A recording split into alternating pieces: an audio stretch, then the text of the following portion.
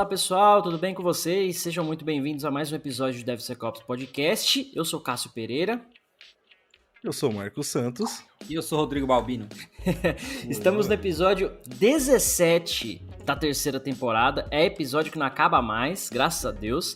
Pedi desculpa pra galera, na verdade, porque a semana passada a gente não conseguiu gravar devido à logística, né? Cada vez mais difícil, a gente não conseguiu gravar. Mas nessa semana, 18 de maio, né? Hoje tá indo ao ar o episódio 17, que a gente contempla hoje a terceira parte do SDL. A gente vai falar sobre Defining Metrics and Compliance Reporting e tem 2 episódios hoje, então já corre lá pro quarto também, a parte 4, né, que vai estar no ar na sequência. Antes de começar o episódio de hoje, tem que lembrar que o DevSecOps Podcast tem o apoio da Checkmarx da Nova 8, que são especializados em segurança de sistemas e código seguro. Link da Nova 8, distribuidora da Checkmarx no Brasil, está abaixo na descrição do episódio no YouTube. Bom, e aí, jovens, vocês estão bem? Dá um oi pra galera, né? Não gravamos semana passada, fiquei com saudade. Não tão bem quanto você, mas gostaria, né? Mas tá tranquilo. Mas, salve pessoal, beleza? Fiquei melhor com a distância desses caras aqui. Nossa, cara. Isso porque a gente, querendo ou não, a gente já trabalha junto, então acaba se falando todo dia, né? Então não muda porra nenhuma, né? A gente só ficou longe da galera, na verdade. Mas enfim. Exatamente. Bom, estamos de volta então, vamos lá, vamos falar sobre o episódio, a parte 3 hoje do SDL, né, que é Define Metrics and Compliance Reporting, que é um negócio que eu acho muito interessante, cara. Eu acho que eu até fiz uns vídeos no canal essa semana falando sobre isso, né, sobre o tema, e eu acho que é um dos erros mais comuns, assim, que acontece quando o pessoal quer implementar segurança, é não ter métricas, ou não ter a parte que seria o compliance, né, o que você aceita, o que você define como mínimo ali para sua segurança, né? Então acho que isso é um ponto muito importante que a gente vai discutir hoje. Puxando essa discussão, eu queria perguntar para os meninos aí, onde vocês já trabalharam, né? Ou quais eram os modelos? Tentem puxar na memória de vocês aí, ou como é que vocês gostariam que isso fosse, né? Você acha que é legal uma empresa ela tem que definir isso, né? O próprio SDL sugere, mas tipo assim, eu vou lá e eu vou fazer um deploy do meu software. Eu faço de qualquer jeito, no sentido de, tá funcionando, tá no ar.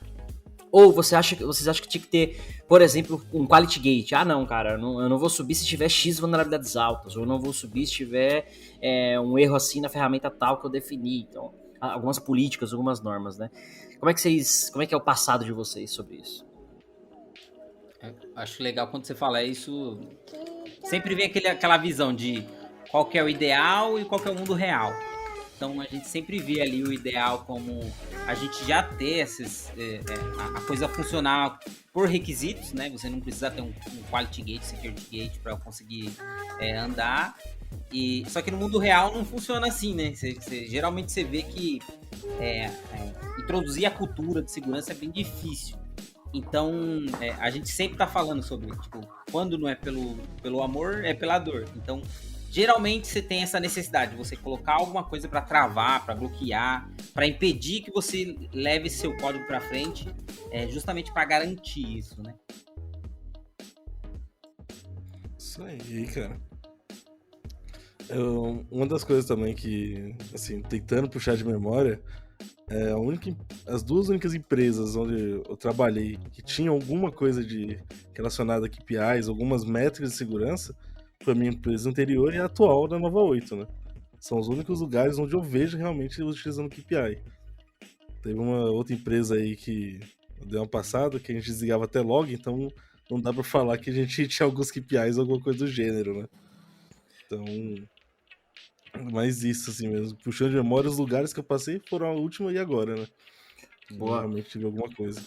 Boa. Eu lembro que eu trabalhei... Pode falar, manda aí. Não, manda aí. Eu ia falar que eu venho de cenários extremos, né? Eu venho de cenários que a maior parte das empresas anteriores não tinha nada.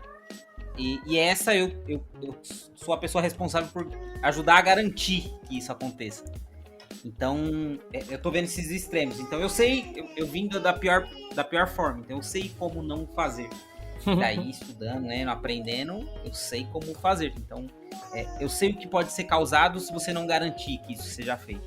E as ferramentas que a gente pode usar, né? Então, é bem interessante isso, porque como a gente lidar com vários clientes, a gente vê vários cenários diferentes para isso, né? E alguns funcionam, alguns rolam com dependendo da maturidade do cliente, né? Dependendo da empresa ali, se ela tem uma maturidade um pouquinho mais elevada ali sobre segurança, você vê a coisa acontecer. Mas a maior parte das vezes a gente vê você forçando algo dentro de uma pipeline, dentro de um conjunto de regras para garantir, né, que isso vai acontecer. Boa. Acho que isso é comum da gente que passou no mundo do desenvolvimento. Pra mim foi a mesma coisa, cara. Eu trabalhei em empresa que não tinha porra nenhuma, simplesmente sobe e tá tudo certo. E em compensação, trabalhei em empresas que tinha muita dessa parte de compliance. Então, por exemplo, você não podia fazer um deploy sem ter um scan do SAST. Então, pelo menos tinha que ter um scan, não precisava estar corrigido. Trabalhei em outra que você depois que você fez o scan, você tinha que corrigir todas as vulnerabilidades altas e críticas. Não podia fazer deploy se tivesse vulnerabilidade alta e crítica. Você vê isso acontecer em empresa tipo do setor financeiro, geralmente, né? Sim, normalmente setor financeiro. Os outros mercados esquece, cara. Turismo, logística que eu trabalhei, marketing, esquece. E trabalhei naquela que era assim, era definido isso por time. Aqui a gente tá falando um pouquinho da parte de compliance, né, vamos dizer assim. Então, alguns times tinham definido, cada time tinha definido a sua política, o que era aceito e o que não era. E cheguei a trabalhar numa empresa que era por produto. Né, no produto digital X tinha algumas políticas, algumas dessas métricas e políticas. No produto Y não tinha nada, sobe e tá tudo certo. Então, passei por, acho que, vários mundos aí. E hoje eu tô nessa fase, exatamente o que você falou, né? De ajudar a garantir que isso aconteça, explicar como fazer isso da melhor forma. E acho que esse episódio vai servir um pouco para isso, né? Pra galera entender essa parte de métricas e compliance reporting. Inclusive, o que o pessoal talvez não esteja entendendo ainda do episódio, né? O exemplo mais clássico sobre isso é a famosa quebra da esteira. Então, você roda a sua esteira lá e manda fazer um scan no sonar, um exemplo clássico, né? Se o sonar não retornar nota A, pelo menos nota A lá do seu projeto, do Quality Gate, você quebra a pipeline. Então é exatamente isso, né? O Define Metrics e Compliance Report. É o mínimo que você aceita de segurança, né? No nível de qualidade de segurança, para os seus produtos ou no seu processo. Então, talvez que a galera mais conheça, mais comum, seja a famosa quebra de build ou quebra de pipeline. E aí, dos clientes que a gente trabalha, das empresas que eu conheço, eu diria que isso é 50-50, o famoso 50-50. Alguns já têm essa quebra de pipeline, quebra de esteira, de acordo com algumas métricas de vulnerabilidades, por exemplo. E aí, pegando o exemplo do Checkmarx, né? A gente está sempre falando de Checkmarx aqui, nossos parceiros. Com o plugin lá do seu Jenkins ou do seu Azure DevOps, por exemplo, você vai lá e configura. Cara, eu quero que quebre a pipeline se tiver mais de 5 vulnerabilidades altas, ou médias, ou baixas, enfim. Isso é facilmente configurável. E é um negócio que você ajuda literalmente a ajudar nessa... Ajudar não, né? Você ajuda a introduzir essa parte de cultura na galera. Porque se você falar assim, cara, é o seguinte... você tem que codar e desenvolver, seguir esse treinamento, seguir essa boa prática, porque senão quando você chegar lá na sua entrega, você vai ser barrado. Então, você antecipa essa dor, né, cara? Para você não ser barrado lá na frente, você já começa a seguir as boas práticas, porque a pipeline vai quebrar. Então, você começa a introduzir essa cultura de certo modo. E aí, eu lembro que algumas empresas que eu fiz isso, a gente não fez isso de uma vez. Assim, cara, agora, de hoje para amanhã, começa a quebrar as pipelines. Não. Mas, assim, fazia o primeiro scan. A aplicação tinha 1000 vulnerabilidades, então a pipeline ia quebrar se tivesse mais de 1000. Então, ou seja, você garantia que o cara não ia criar mais vulnerabilidades. Não ia ter 1001. Né? Não ia piorar o cenário, mas ia manter do jeito que estava. Então, conforme ia corrigindo, você ia reduzindo o seu gate. Então, cara, corrigiu até 800 agora. Então, a pipeline quebra em 800. Até você chegar num aceitável, né? ou na utopia de falar, cara, 0 vulnerabilidades altas, por exemplo, né? Médias e baixas, pode ir para um ciclo de gestão e tudo mais. Enfim, só para dar uma introduzida maior aí. Isso daí é uma abordagem bem, bem interessante, porque geralmente você vê a resistência, e uma resistência bem grande, né, quando você fala de mexer na pipeline. Então, quando você fala que o cara tá entregando, faz 3 builds por dia aquele projeto lá, para fazer entrega para produção, e de repente você começa a falar que ele não pode subir mais por conta de vulnerabilidade, né, por scan, você vai mexer diretamente com o negócio. Então, se o negócio ele tá esperando, se ele tem essa agilidade, tá acostumado, cara, vai encontrar resistência muito grande e acaba vendo as áreas se chocarem ali. Então, o cara vai querer te bloquear, vai falar que segurança não presta, então você acaba trazendo problema. E essa abordagem é bem interessante, porque eu já vi acontecer várias vezes, inclusive sempre que quando o cliente questiona sobre isso, eu passo essa visão. Cara, vamos nivelar por aqui, nivelar o que vocês têm hoje, para continuar rodando o que vocês têm, e a partir daqui não se pode criar mais nada novo. E daí de tempos em tempos você faz essa revisão e vai, né, aumentando a régua ali, você vai melhorando a régua. Cara, bem interessante. O que eu queria falar ali, de juntar, é que esse tema de hoje aqui, né, de definição de métrica e o compliance report, ela tá diretamente ligada ao tema do episódio passado, que era, a gente estava falando sobre definir os requisitos de segurança. Então, durante esse processo que a gente está passando passo a passo, após você definir os requisitos de segurança, agora você vai garantir que ele vai ser aplicado. Então, esse é o momento, né? É disso que a gente está tratando aqui agora. Sim. E daí é o que a gente vem falando em vários episódios, até antes dessa série, que não adianta nada, tipo, você saber o que tem que ser feito se você não colocar de fato para funcionar, né? E acho que esse é o momento que você começa a colocar isso. Boa. Fala aí, Marcos, você ia falar? Desculpa. Não, eu ia falar que essa parte de subir na régua, né, conforme vai ajustando os projetos, é uma coisa que durante as POCs ali, conforme a gente tá com os clientes, eles fazem essa pergunta, cara, como que eu vou quebrar o build? Eu falo, cara, eu não recomendo comprar e já quebrar o build, já começar de cara. A cultura da sua empresa não tá preparada para isso, seus desenvolvedores não estão preparados para isso, e o pior, suas entregas ali vão demorar muito mais que o normal. Você vai acabar tendo problemas aí de top-down para tirar fora essa quebra de build, ou até tirar o SASH ali, que eles não vão assimilar que é só uma função, vão assimilar que é o SASH inteiro.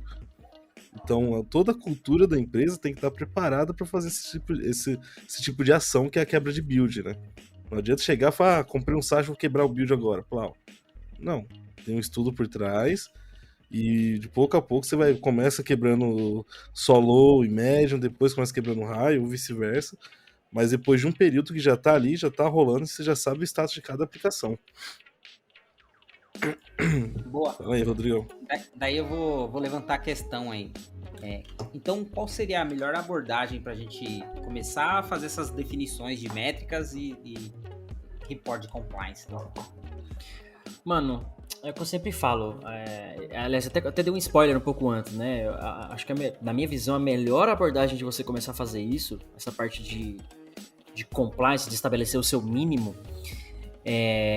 na verdade, são vários momentos durante o ciclo de desenvolvimento como um todo. Você tem lá a fase de design, arquitetura, requisitos, até a parte de código, né? A parte de teste, deploy, enfim. Então, em vários desses momentos, você precisa definir isso. Porque se você deixar para fazer só na parte de entrega, na parte de verificação, na verdade, então assim, se terminou o seu software, você vai testar. Ou durante o seu desenvolvimento, você vai testando essas partes. Na hora que você está testando, você já tem um pós-trabalho, você já desenvolveu. Então, a tendência de ter coisas erradas ali ou problemáticas é grande, naturalmente. Então você vai ter que barrar, vai ter sempre esse if no seu fluxo que você vai ter que enfim, vai ter que ficar validando, barando e ter que voltar. Então não é o mundo ideal. O que eu sugiro? E aí a gente tá falando do SDL justamente por isso, né? No episódio anterior ele fala Define Security Requirements. Então quando você pensa nos seus requisitos de segurança antes do desenvolvimento, você vai lá, implementa seus requisitos, depois você garante que eles vão ser testados, validados, implementados. Mas eles foram definidos antes de você desenvolver. Então a tendência de você desenvolvê-los é maior do que você nem ter pensado neles. Então o grande ponto aqui é esse. Agora, pensando só em validação, pegando esse gancho do que a gente falou de quebra de build e tudo mais, eu acho que o foco é o seguinte. Como o Marcos bem colocou, né? Quebrar o build de uma vez, chegar assim, agora quebra o build, acabou, não vai funcionar mais nada, não rola. Então, o ideal é que a gente faça exatamente isso que o Marcos comentou. Cara, vamos treinar a galera, vamos explicar pro pessoal, bonitinho, como é que faz, depois a gente começa a quebrar o build. E essa pergunta que o Rodrigo trouxe também foi muito legal, de um cliente, né? Cara, como é que eu introduzo isso? E aí sim vale esse cenário. Cara, faz um scan do primeiro. Você nunca fez SASH? Não, legal. Então vamos fazer o primeiro scan da sua aplicação. Vamos. Fez o primeiro scan, entendeu o mundo que é? Cara, a aplicação tá simples, tem X vulnerabilidades, a aplicação tá arregaçada de vulnerabilidade. O seu threshold já é esse. Porque se você olhar do ponto de vista de segurança, você já está ruim. Então, o que você tem que fazer daqui pra frente? Não piorar, eu acho que é o primeiro ponto. Fazendo as minhas analogias, né? Chega um cara no hospital lá com hemorragia, né? Ou com dor. o primeiro objetivo do pronto-socorro é parar a dor, ou estancar o sangramento, né, hemorragia e tal, é resolver aquilo que é mais crítico, né? Então, nesse caso cara, você não vai criar mais vulnerabilidade, então vamos criar, você escaneou aqui, você tem 200 vulnerabilidades, o seu threshold é 200, você não vai criar 201, 202, enfim. Então, vamos estancar o sangramento aqui. Depois é o processo de healing, processo de cura, né, no hospital. Então você chegou lá com sangramento, o cara estancou o sangramento, deu uma dor, estabilizou o seu quadro geral, agora vamos tratar a causa raiz, naturalmente. Então agora o que a gente faz? Vamos começar a trabalhar nas correções de vulnerabilidades. E aí você vai endereçar para o cara lá um processo de gestão de vulnerabilidades, achar as vulnerabilidades, levar para corrigir, medir essa correção, aí já vou falar um pouquinho das métricas, né? Mas aí você vai começar o healing, e aí esse healing automaticamente ajuda você a subir sua régua. Então você estava com 200 vulnerabilidades antes no seu threshold, vai para 150, 100, 50, até você chegar num nível ali que você fala, cara, isso aqui é o padrão, não pode ter mais, zero é muito difícil, mas não pode ter, eu sempre brinco do 3, 5, 10. Então são 3 vulnerabilidades altas ou críticas, 5 médias e 10 baixas. Esse é um threshold padrão que eu inventei na minha cabeça e foda-se, é isso. Eu acho que é um número aceitável. E quando a gente fala de métricas, aí é você coletar KPIs disso tudo. Então estamos focando muito no SAST aqui para ficar mais fácil, mas imagina o SAST, o SCA, o seu IASH, o seu DASH, o seu Pentest, o seu Infrastructure as a Code, o seu scan de malware, o seu scan de qual que é o outro lá que é de container. Então, de tudo isso, você tem que gerar indicadores do quê? Cara, quantos scans eu tenho por dia, ou por build, ou deploy? Quantas vulnerabilidades tem por cada uma dessas camadas? Cara, o meu SCA tá pegando muito mais vulnerabilidade do que o meu SAST. Então eu vou focar a galera em falar sobre container, por exemplo, vai direcionar meus treinamentos, vai direcionar tudo isso. Porra, o meu scan de container tá pegando muito problema. Então, cara, vamos focar a galera em Docker container lá, no Dockerfile, nos padrões, como é que tem que escrever código ali, como é que tem que montar a imagem, quais são os best practices e tudo mais. Então esses KPIs, aí a gente tá falando de métricas, agora compliance, onde você validar, agora os KPIs, métricas. É você coletar informação de tudo isso, centralizada, também não adianta ser, uma hora você vai no SAST buscar informação lá, outra hora você vai no DAST buscar informação lá, não faz sentido. Então você consolidar tudo isso e falar, cara, o projeto no aplicativo mobile aqui, de todas essas fases de teste, verificação, enfim, quais são os meus indicadores? Porque isso vai te dar visão se o seu AppSec está funcionando.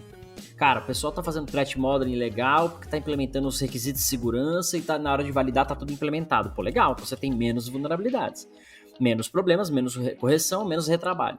Cara, se não tá rolando o threat modeling lá atrás, que a gente vai falar no próximo episódio, você vai ver que vai ter mais vulnerabilidades introduzidas naturalmente, porque ninguém pensou nisso, menos requisitos de segurança, mais tempo lá na validação, porque faltou coisa, então vai ter mais retrabalho e tudo mais. Consequentemente, mais inseguro, porque você não pensou nessas questões. Então esse ciclo, e aí eu acabei falando bastante aqui, peço desculpa aí pros meninos, esse ciclo, cara, de AppSec como um todo, e a gente resolveu fazer a série do SDL para isso, porque são 12 etapas aqui que vai explicar cada uma delas. Olha só como a gente tá no número 3 ainda e já tem um monte de coisa pra gente fazer. Porque se você não fizer essa definição exata de quais são os mínimo aceitável de segurança e de qualidade na sua aplicação e coletar informação sobre isso, você não vai chegar em lugar nenhum. Então, Cássio, e queria aproveitar também que tem algumas aplicações aí no mercado, como o Checkmarx, por exemplo, que tem uma barrinha de risk score, que ajuda bastante a definir o quanto em risco está a sua aplicação, para você saber qual aplicação que você deve dar prioridade na correção, como que ela está ali, o cálculo dela, né, de 0 a 100, ali, quanto você está correndo de risco. E o risco, pessoal, só para entender, não é só a vulnerabilidade alta que aumenta risco, tá? A vulnerabilidade média e baixa também aumenta. Óbvio que a vulnerabilidade alta aumenta mais essa barrinha, mas é um guia para você saber por onde você vai começar, para você ter essa noção. Pô, por onde eu começo? Por onde está com o maior risco, né? Então isso eu tento sempre passar para os clientes, né, pessoal. Cara, filtra aqui a barrinha de risco, vê qual é a sua aplicação que está pior nos casos, começa por ela e começa a implementar ali tanto os Quality Gates, Security Gates, para você começar a tratar essa aplicação e ir descendo ali para as que estão com menos riscos ali agregados. Boa, cara. Conversa assim, pessoal. Esse aí foi um bom exemplo de KPIs, né, de métricas, porque normalmente a galera tá sempre olhando para vulnerabilidade. Tem vulnerabilidade alta, vulnerabilidade crítica, e às vezes o risco de uma vulnerabilidade média pro seu negócio, ele é maior do que uma vulnerabilidade alta. E aí é o clássico exemplo, você tem lá um SQL Injection, que normalmente, tecnicamente, ele é alto, é classificado como alto na sua aplicação. E aí você fala, putz, tem um SQL Injection aqui no código, cara, mas é numa aplicação besta, numa tabela nada a ver, no banco nada a ver, que não tem informação sensível, que se acontecer aqui, o risco é baixo, né? O impacto para mim é baixo. Em compensação, tem um RIP Inspection lá, que tem a ver com a memória do servidor, e aí nesse RIP Inspection tem dado sensível, por exemplo. É uma vulnerabilidade média, porque você precisa ter acesso à máquina, né? Ou às vezes até baixa, dependendo do contexto, porque você precisa acessar a máquina, acessar a rede, fazer um dump da memória para chegar nessa informação. Só que aí é aquela, se chegar, fudeu. Aí tá a chave do cofre da empresa, sabe? Que tá lá armazenada, coisas do tipo. Então, olhar só para a vulnerabilidade em si não te ajuda muito, né? Que é o que até você tinha comentado sobre o CVSS, o score da vulnerabilidade, isso ajuda muito a qualificar cada uma, mas essa métrica que você falou do risk score, né, é sensacional, porque aí o cara olha a ferramenta, né, que ele estiver usando, no caso o Checkmarx tem isso, opa, essa aplicação aqui ela tem 10 vulnerabilidades e o risk score dela é 80, essa outra aqui ela tem 20 vulnerabilidades, mas o risk score dela é 60. Então, eu vou focar na que tem mais risco para mim, porque, né, você pode definir isso também parametrizado lá, porque ela pode ter mais impacto se você tiver um problema. Então, acho que isso aí, como métrica, é um negócio sensacional. Bem lembrado desse ponto. Muito bom. Então, outra coisa também que eu gosto de falar pro pessoal é que, assim, não fique preso à interface da aplicação. Quase todas as aplicações hoje no mercado, bem dizer todas, têm APIs, onde você pode usar um Kibana, um Elasticsearch da vida e montar seus próprios dashboards, seus próprios KPIs para você ter uma noção melhor do seu ambiente. Não ficar preso só aquele dashboard bonitinho que a ferramenta te proporciona, né? Ali Boa. tem algumas informações, muitas vezes úteis, mas você montando seu dashboard, você sabe o que é mais importante para sua empresa e o que é mais importante passar para frente. Boa. Então, eu sempre recomendo utilizar.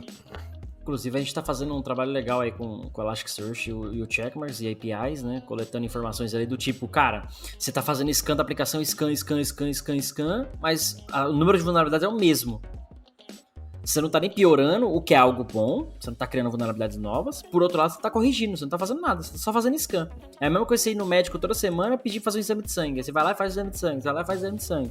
Mas você está comendo as mesmas coisas, fazendo as mesmas coisas, então você não vai piorar, também não vai resolver. Se o resultado for ruim, você também não está fazendo nada para resolver. Então é importante alguns KPIs, né, algumas vulnerabilidades, não, eu ia dizer, algumas visões, né, que vão te fazer enxergar como é a saúde do seu AppSec como um todo. Não só a aplicação ou risco, acho que isso, cara, isso é um negócio muito fundamental. E é aquela história, né? Informação, dados, acaba sendo o mundo de hoje, cara. Quando você começa a extrair, por exemplo, a gente começou a extrair informações da API lá, jogar no Elastic e ver isso num painel. A gente sabia as informações que queria buscar, mas quando você transforma isso numa visualização, por exemplo, isso te dá outros insights para outras coisas. Cara, podia fazer isso, podia fazer aquilo, podia puxar assim, podia puxar assado. Então, a visualização desses dados em formato de informação, olha a diferença, né? Te ajuda também a alavancar essa questão de reporting, né? Essa questão de métricas e KPIs e coisas que é importante você enxergar. Acho que isso é muito bacana de dizer. Mano, eu queria fazer uma pergunta. Se você já viu algum cliente aí, alguma coisa assim.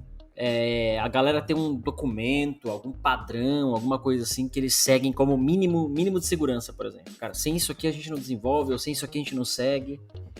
Cara, até agora não. É difícil, não vi nenhum cliente com isso pronto. Eu vejo comentando, a gente tem que montar alguma coisa do mínimo entregável possível, do mínimo de segurança, só que o pessoal não tem nem a cultura ainda de desenvolvimento seguro. Então, ter um documento desse com um nível mínimo aceitável é muito difícil. É muito difícil mesmo. Não sei se você já viu em algum cliente, mas nos que eu ando atendendo, eu não vi ainda. Isso é triste. Esse ponto aí que você tocou, Marcos, aqui onde eu trabalho hoje, a gente tem um documento que chama MCSR, o Minimum Cyber Security Requirements. E é uma parada que eu achei fantástica, porque é uma planilha de, sei lá, 70, 80 e 96 itens. Pronto, lembrei, 96 itens. E essa planilha, e aí tem lá, é uma planilha para produtos, outra planilha para produtos que estão expostos na internet, outra planilha para não sei o que. Então, para cada tipo de produto você tem que seguir um lá. E junto com essa planilha você tem uns itens lá de Security Assessment. ou seja, você tem também lá uns 100 e poucos itens que você tem que fazer a avaliação da sua segurança. Essa planilha ela é obrigatória para todo produto que vai ser desenvolvido.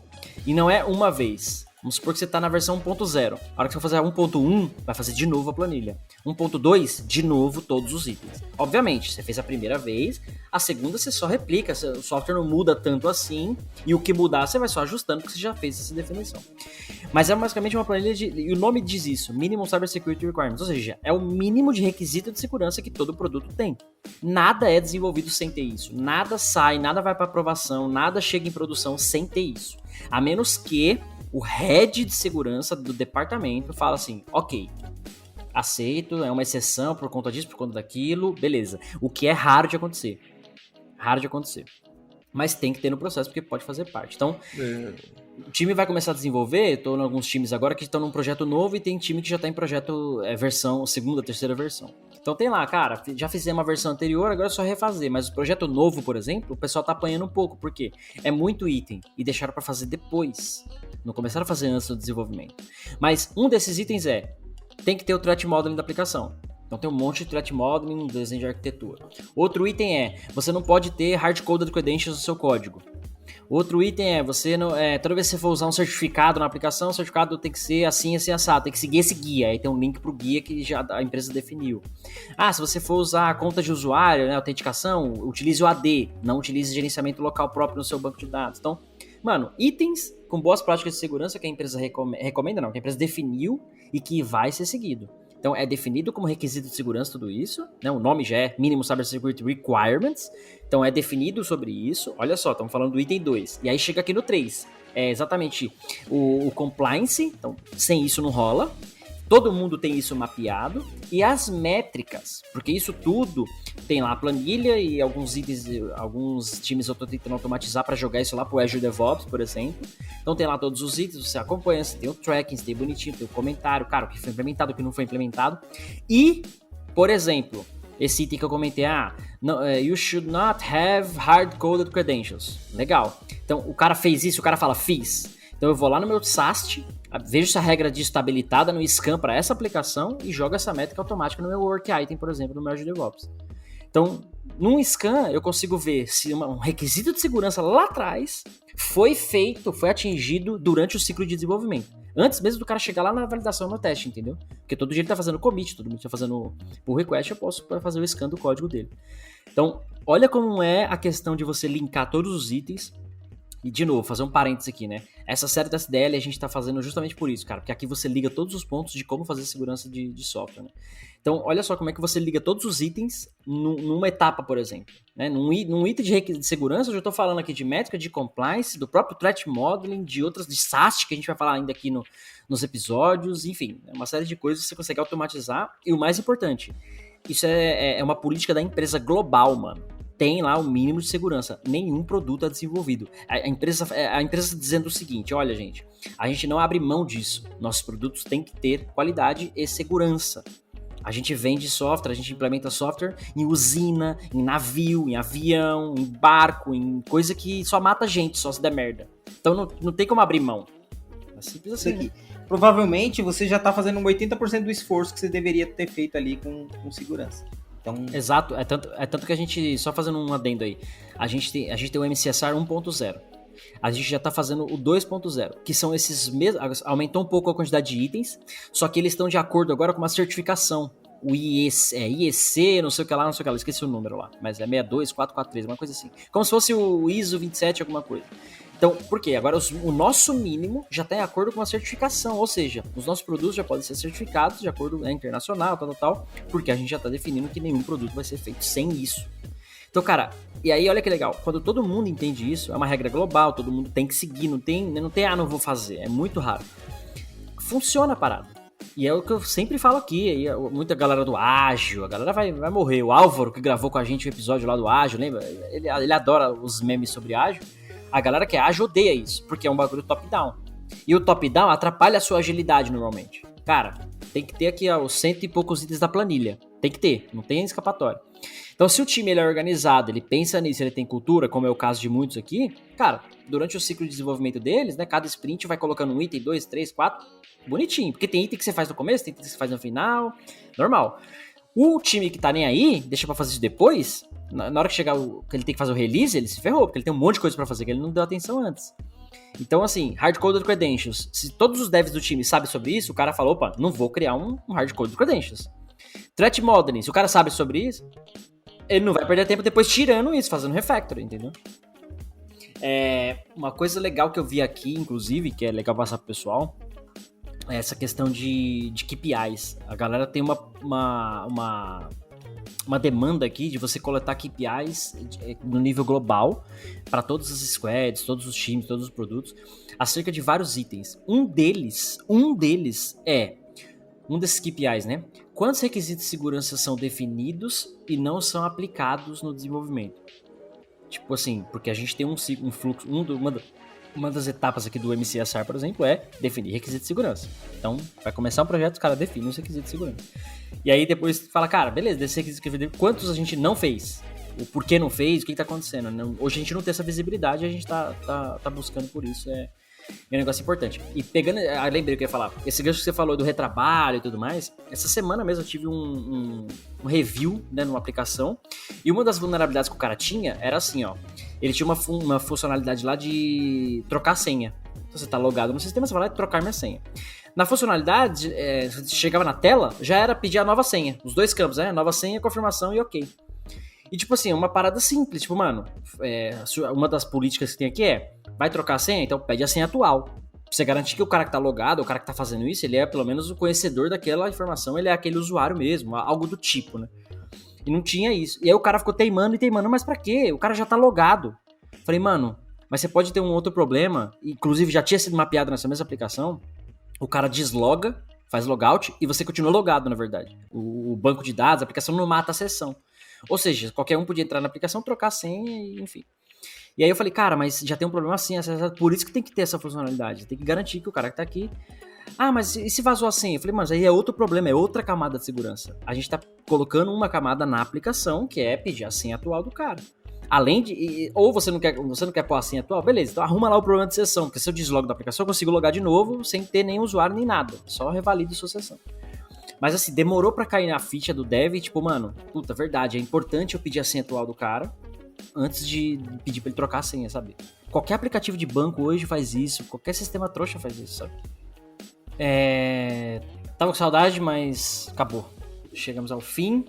Terceira parte do SDL, episódio 17. É 17 ou eu tô falando besteira? 17, né? 17, terceira temporada, muito episódio já por aí. Hoje ainda você acompanha o quarto episódio da série SDL, né? Mas episódio 3 a gente fica por aqui. Eu sou Cássio Pereira. Eu sou Marcos Santos. Antes de ir embora, vai, Marcos, dá os seus recados aí e tal. Pra quem tiver, valeu. Pra quem estiver ouvindo a gente nas plataformas de áudio, compartilhe com os amiguinhos, ajuda a disseminar essa cultura de segurança que a gente tanto fala aqui, tá? Dá um curtir também, dá um likezinho aí pra aumentar aqui o nosso número de viewers e divulgar dentro da própria plataforma. Quem tiver no YouTube, deixa o comentário, o like, clica no sininho e ativa as notificações, por favor, e se inscreva no canal. No Telegram, no YouTube, vai ter um link pro canal do Telegram ali, do Cássio Batista Pereira, e do nosso canal do Discord também. E claro, temos também agora o Facebook, então estamos transmitindo também no Facebook. Vai lá, compartilha e dá um likezinho pra gente, pra ajudar a disseminar a cultura de segurança. Digo mais, estão falando que o Orkut vai voltar. Estaremos lá também. Estaremos no Orkut também, não tenha dúvidas. Fechou, pessoal. A gente se vê no próximo episódio. Valeu. Valeu, pessoal. Beijos.